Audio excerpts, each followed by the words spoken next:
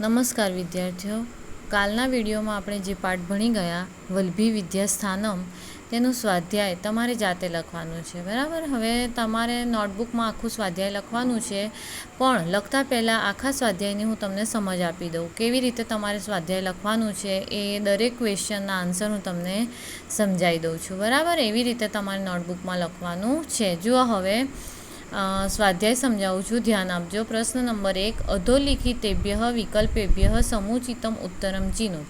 એટલે કે નીચે આપેલા વિકલ્પોમાંથી યોગ્ય વિકલ્પ પસંદ કરો. પહેલું છે, પ્રાચીન સમયે ગુર્જર રાજ્ય કહ વિશ્વવિદ્યાલય આસીન. પ્રાચીન સમયમાં ગુજરાત રાજ્યમાં કયો વિશ્વવિદ્યાલય હતો? તો એમાં આવશે વલ્લભી વિશ્વવિદ્યાલય. બીજું છે, ઉપવેદઃ કતિ સંતિ. ઉપવેદો કેટલા છે? તો ચત્વારઃ. બરાબર, 4. ઉપવેદો ચત્વારઃ આવશે, 4 છે. ભાષ્યકાર સ્કંદ સ્વામી કસ્યા શતાબ્દ્યા સંજાત. ભાષ્યકાર સ્કંદ સ્વામી કઈ શતાબ્દીમાં થઈ ગયા? ચતુર્થી શતાબ્દીમાં, ચોથી શતાબ્દીમાં, એટલે ચતુર્થ્યામ. શું આવશે? ખ. ત્રીજામાં ખ. ચોથામાં વલ્લભી કેશામ રાજધાની આસીત. વલ્લભી કોની રાજધાની હતી? તો મૈત્રકાણામ, એટલે ચોથામાં ખ. પાંચમું છે, મહાવીરસ્ય ઉપદેશ કેન નામના પ્રસિદ્ધ વર્તતે. મહાવીરનો ઉપદેશ કયા નામથી પ્રસિદ્ધ થયો? તો આગમ, પાંચમામાં ક. છઠ્ઠું છે, વલ્લભીનગરે મિલિતાયા જૈન સાધુના સમિતે અધ્યક્ષ કહ આસીત. તો વલ્લભીનગરમાં મળેલી જૈન સાધુની સમિતિ કોના અધ્યક્ષ હતા? એના અધ્યક્ષ કોણ હતા? તો ક. નાગાર્જુન. બરાબર. આવી રીતે તમારે જવાબ લખવાના છે. હવે જુઓ, પ્રશ્ન નંબર 2માં તમારે સંસ્કૃતમાં જવાબ આપવાનો છે. એક વાક્યને સંસ્કૃત ભાષા ઉત્તરાણી પ્રદત્ત. એક વાક્યમાં સંસ્કૃત ભાષામાં ઉત્તર લખો. પહેલું છે, પ્રાચીન કાલાત વલ્લભી કસ્ય કેન્દ્રમ આસીત. તો પ્રાચીન કાલાત વલ્લભી અધ્યયન અધ્યાપનસ્ય કેન્દ્રમ આસીત. પ્રાચીન સમયમાં વલ્લભી કોનું કેન્દ્ર હતી? પ્રાચીન સમયમાં વલ્લભી એ અધ્યયન અને અધ્યાપનનું કેન્દ્ર હતી. વેદાંગાની કતિ સંતિ. વેદોના અંગો કેટલા છે? 6 સંતિ, 6 છે. બરાબર. તો વેદાંગાની 6 સંતિ. શ્રી મલ્લવાદી સૂરી કહ આસીત. શ્રી મલ્લવાદી સૂરી કોણ હતા? શ્રી મલ્લવાદી સૂરી જૈન આચાર્ય આસીત, જૈન આચાર્ય હતા. ચોથું છે, ભગવત મહાવીરસ્ય જન્મ કદા અભવત. ભગવત મહાવીરનો જન્મ ક્યારે થયો હતો? તો ભગવત મહાવીર જન્મ ખ્રિસ્તાત પૂર્વે પ્રાય 5 શતાબ્દ્યામ અભવત. પાંચમું છે, જૈન સાધુનામ સમિતો કસ્ય લેખનસ્ય પ્રસ્તાવ અભવત. જૈન સાધુનામ સમિતો પ્રસ્તાવ જે હતો એ કયા નામથી? તો આગમ ગ્રંથાનામ લેખનસ્ય. જવાબ આવશે, જૈન સાધુનામ સમિતો આગમ ગ્રંથાનામ લેખનસ્ય પ્રસ્તાવ અભવત. પ્રશ્ન નંબર 3 છે, તમારો રેખાંકિત પદાનામ સ્થાને પ્રકોષ્ઠાત ઉચિત પદમ ચિત્વા પ્રશ્ન વાક્યમ રચયત. જે વાક્ય છે એને તમારે પ્રશ્નાર્થ વાક્ય બનાવવાનું છે. એટલે જે નીચે લીટી કરેલી છે એ શબ્દની જગ્યાએ તમારે પ્રશ્નસૂચક શબ્દ મૂકવાનો છે. જો પહેલું છે, ઋગ્વેદસ્ય ભાષ્યકાર સ્કંદ સ્વામી આસીત. ઋગ્વેદના ભાષ્યકાર સ્કંદ સ્વામી હતા. તો તમારે પ્રશ્ન કેવી રીતે પ્રશ્નવાચક બનાવવો હોય? તો ગુજરાતીમાં પહેલાં આપણે શીખીએ. તો ઋગ્વેદના ભાષ્યકાર કોણ હતા? તો કોણ માટે શું આવશે તમારે અહીંયા? કહ. ઋગ્વેદસ્ય ભાષ્યકાર કહ આસીત. એવી રીતે બીજું છે, મહાવીરસ્ય ઉપદેશ આગમ નામના પ્રસિદ્ધ વર્તતે. મહાવીરનો ઉપદેશ આગમ નામે પ્રસિદ્ધ થયો. તો મહાવીરસ્યની જગ્યાએ આપણે પ્રશ્નવાચક શબ્દ બનાવવાનો હોય તો કોનો ઉપદેશ આગમ નામના પ્રસિદ્ધ થયો? તો મહાવીરસ્યની જગ્યાએ કશ્ય. જૈન સાધુનામ સમિતિ મિલિતા. કોની સમિતિ મળી? તો કોની માટે? કેશામ સમિતિ મિલિતા. ચોથું છે, નવમ્યા શતાબ્દામ વલ્લભીનગરસ્ય વિનાશ અભવત.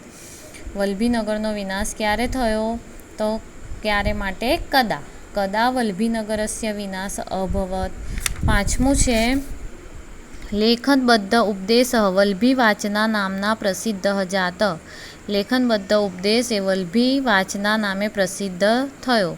કયા નામે? તો લેખનબદ્ધ ઉપદેશ કેન નામના પ્રસિદ્ધ જાતઃ એવો પ્રશ્નસૂચક શબ્દ તમારે બનાવવાનો છે. એવી રીતે પ્રશ્ન નંબર 4 છે કે વચન અનુસાર શબ્દ રૂપે રિક્ત સ્થાની પૂર્યત.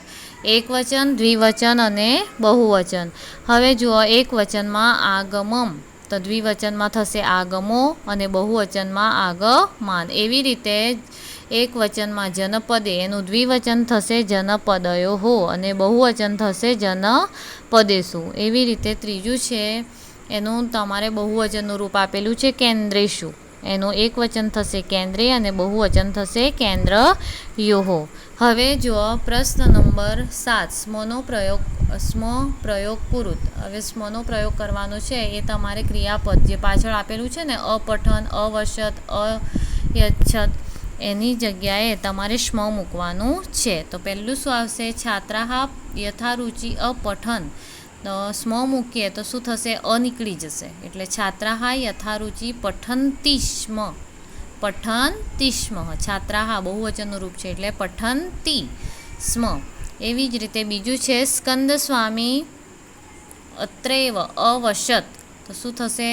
સ્કંદ સ્વામી એક વચનનું રૂપ છે એટલે એક વચન તિતહંતિ, હા એક વચનનું રૂપ છે એટલે શું આવશે? વસતિ સ્મ. હવે જુઓ ત્રીજું છે રાજા ભૂમિમ અપશ્યત. બરાબર, અયચ્છત. તો રાજા ભૂમિમ અયચ્છત, અ કાઢી નાખે તો રાજા છે એટલે એક વચન આવશે એટલે તિતહંતિ. યચ્છતિ સ્મ. રાજા ભૂમિમ યચ્છતિ સ્મ. હવે પ્રશ્ન નંબર 6, રેખાંકિતામ પદાનામ સમાસ પ્રકાર લિખત. તો સમાસના પ્રકાર તમારે લખવાના છે. હવે જુઓ પહેલું જ છે કે વાદ સભાયામ શાસ્ત્રાર્થ ભવતી સ્મ. વાદ સભાયામ એ મધ્યમ પદલોપી કર્મધારય સમાસ છે. બરાબર, વાદ સભાયામ. સ્થિરમતી, ગુણમતી. સ્થિરમતી અને ગુણમતી એટલે દ્વંદ્વ સમાસ આવશે. ઇતરેતર દ્વંદ્વ સમાસ. પ્રવેશ પરીક્ષા, ચતુર્થી તત્પુરુષ સમાસ. હવે જુઓ પ્રદત્તાની પદાની પ્રયુજ્ય સંસ્કૃત વાક્યાની રચયત. નીચે આપેલા જે શબ્દો છે એને તમારે ઉપયોગ કરીને જે ઉપરનું ગુજરાતી વાક્ય છે એનું તમારે સંસ્કૃત બનાવવાનું છે.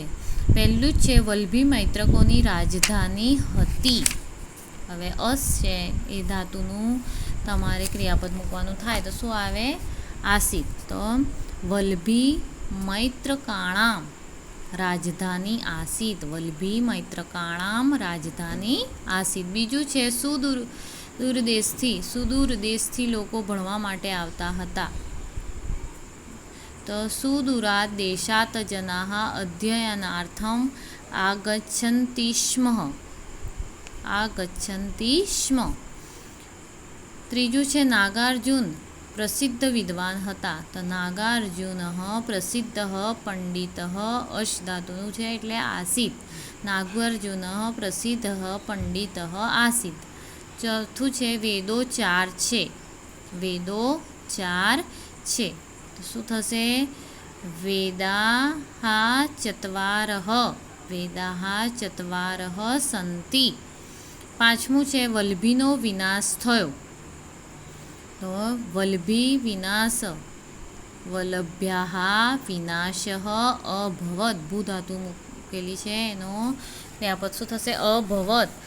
તો વલ્લભ્યાઃ વિનાશઃ અભવત. આવી રીતે તમારે આખા વાક્ય બનાવવાના છે. હવે જુઓ પ્રશ્ન નંબર 8, માતૃભાષા ઉત્તરાણી લિખત. તમારે ગુજરાતીમાં ઉત્તર જવાબ આપવાના છે. પહેલું છે કે વલ્લભીમાં કઈ 18 વિદ્યાઓનું પઠન પાઠન થતું હતું. તો વલ્લભીમાં 18 વિદ્યાઓનું, કેટલી વિદ્યાઓનું? 18 વિદ્યાઓનું પઠન પાઠન થતું હતું. જુઓ એ 18 વિદ્યાઓ કઈ કઈ છે એ પણ હું તમને કહી દઉં. 4 વેદો, 6 વેદાંગો, પુરાણ, ન્યાયશાસ્ત્ર, મીમાંસા દર્શન, સ્મૃતિ ગ્રંથો, આયુર્વેદ, ધનુર્વેદ, સંગીતશાસ્ત્ર, અથર્વવેદ અને 4 ઉપવેદો. એમ કરીને કુલ 18 વિદ્યાઓનું પઠન પાઠન થતું હતું. પ્રશ્ન નંબર 2, વેદો અને ઉપવેદો કેટલા છે? તો વેદો 4 છે. કયા કયા? ઋગ્વેદ, યજુર્વેદ, સામવેદ અને અથર્વવેદ. એવી રીતે ઉપવેદો પણ 4 છે. આયુર્વેદ, ધનુર્વેદ, ગંધર્વવેદ અને સ્થાપત્યવેદ. બરાબર. પ્રશ્ન નંબર 3, મૈત્રક શાસન દરમિયાન અધ્યયનની વ્યવસ્થા કેવા પ્રકારની હતી? તો મૈત્રકોના શાસન દરમિયાન અધ્યયનની સમાપ્તિ પછી ચર્ચા સભામાં શાસ્ત્રાર્થ થતો. બરાબર. અધ્યયન થઈ જાય એટલે પછી ચર્ચા સભા રાખવામાં આવતી. હવે એ શાસ્ત્રાર્થમાં જુદા જુદા મતાંતરોનું ખંડન મંડનપૂર્વક ચિંતન થતું. બરાબર. સામસામે ટીમ બેસતી અને પછી એકબીજાના વિચારોનું, એકબીજાના મતાંતરોનું ખંડન મંડનપૂર્વક ચિંતન થતું. અનેક વિજેતાઓના રાજા ઉપહાર તરીકે ભૂમિ આપતા. બરાબર. અનેક વિજેતાઓને રાજા શું આપતા? ઉપહાર તરીકે ભૂમિ. એટલે તમારે લખવાનું છે કે મૈત્રકોના શાસન દરમિયાન અધ્યયનની સમાપ્તિ પછી ચર્ચા સભામાં શાસ્ત્રાર્થ થતો. શાસ્ત્ર અર્થમાં જુદા જુદા મતાંતરોનું ખંડન મંડનપૂર્વક ચિંતન થતું અને વિજેતાઓને રાજા ઉપહાર તરીકે, ગિફ્ટ તરીકે ભૂમિ આપતા. પ્રશ્ન નંબર 4, કે વલભીમાં કયા કયા આચાર્યો થઈ ગયા? તો વલભીમાં ઈસવીસનની 4મી સદીમાં ઋગ્વેદના ભાષ્યકાર સ્કંદસ્વામી તેમજ સુપ્રસિદ્ધ બૌદ્ધ આચાર્યો સ્થિરમતી અને ગુણમતી તથા જૈન આચાર્ય શ્રી મલ્લવાદી સુરી થઈ ગયા. બરાબર. ભાષ્યકાર સ્કંદસ્વામી, સુપ્રસિદ્ધ બૌદ્ધ આચાર્ય સ્થિરમતી અને ગુણમતી તથા જૈન આચાર્ય શ્રી મલ્લવાદી સુરી. બરાબર. શ્રી મલ્લવાદી સુરી થઈ ગયા. આવી રીતે તમારે ટોટલી પ્રશ્નોના જવાબ લખવાના છે. હવે જુઓ, સ્વાધ્યાય લખ્યા પછી તમારે વ્યાકરણ આધારિત જે પ્રશ્નો છે, સ્વાધ્યાય લખતા પહેલાં લખી દેશો તો પણ ચાલશે, કે વ્યાકરણ આધારિત જે તમારે પ્રશ્નો છે એની સમજ પાડી દઉં કે એમાં સમાનાર્થી, વિરુદ્ધાર્થી અને સંધિ વિચ્છેદ 3 છે. બરાબર. એમાં સમાનાર્થી જે કુલ ટોટલ શબ્દો છે મેં અહીંયા લખી દીધા છે. એમાં પહેલો સમાનાર્થી શબ્દ છે પરિતોષિકમ. પરિતોષિકમ એટલે ઉપહાર. બરાબર. આપણે જે મેડલો આપીએ છીએ ને, ઉપહાર ગિફ્ટ આપીએ છીએ જીતેલાઓને, એવી રીતે પરિતોષિકમનો સમાનાર્થી પર્યાય શબ્દ થશે ઉપહાર. સુરી એટલે ઋષિ. જન્મ એટલે જની. લબ્ધવાનો સમાનાર્થી પ્રાપ્ય અને નામ અભિધાનમ. એવી રીતે વિરુદ્ધાર્થી શબ્દો, અધ્યયનમનો વિરુદ્ધાર્થી થશે અનઅધ્યયનમ. અત્રનો વિરુદ્ધાર્થી તત્ર. અહીં તો તઈ. મંડનમ તો અમંડનમ. સુરક્ષિત, અરક્ષિત. સંધિ વિચ્છેદ કરું. પુરાકાલો અપી. પુરાકાલઃ વત્તા અપી. યદેકમ. યત વત્તા એકમ. વસ્તુતસ્તુ. વસ્તુતઃ વત્તા તુ. તામુત્તિર્યઃ. તામ વત્તા ઉત્તિર્યઃ. પ્રસ્તાવો અભવત. પ્રસ્તાવ વત્તા અભવત. આવી રીતે વ્યાકરણ આધારિત પ્રશ્નો લખ્યા પછી તમારે સ્વાધ્યાય આખું લખી નાખવાનું છે. બરાબર. આશા રાખું છું કે તમને આખા સ્વાધ્યાયમાં સમજ પડી ગઈ હશે. અસ્તુ.